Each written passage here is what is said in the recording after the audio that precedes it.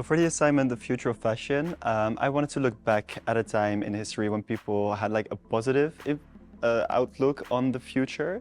So I looked at the 1960s, the era of the space age, and I tried to incorporate like things that have a positive influence on me nowadays, such as queer culture, personal and individual expression, but also drag culture.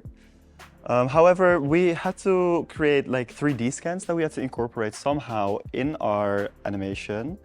And the 3D scans that I created were based on, for example, a lava lamp, an expressive wall art, and an installation from Werner Ponton.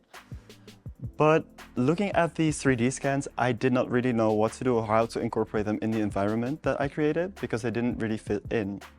So I basically extracted the texture files of all of these objects and I incorporated them in the animation, in the garments themselves to add texture to the garments, but also to inspire, for example, a cool print.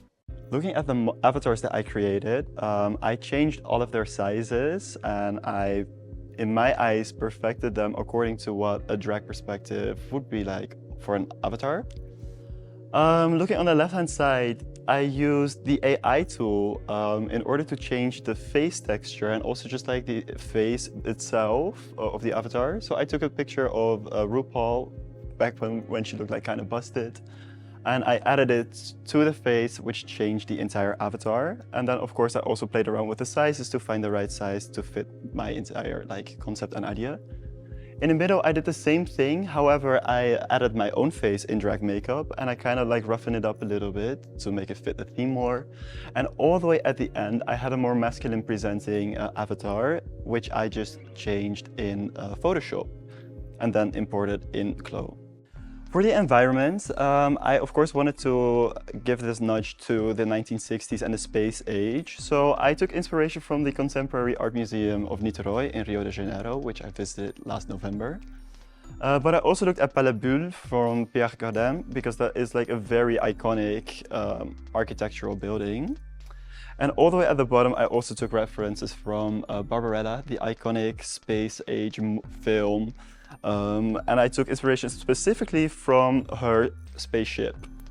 So over here you can see the environment that I created using Blender. This environment of course has to basically be an accumulation of all of these inspirations into one scene, but I also wanted to add a little more like color and contrast, especially looking at the avatars themselves, which I think went very successfully. And after doing this, I exported it as an HDRI and imported it in Clo so I could work with it for the animation.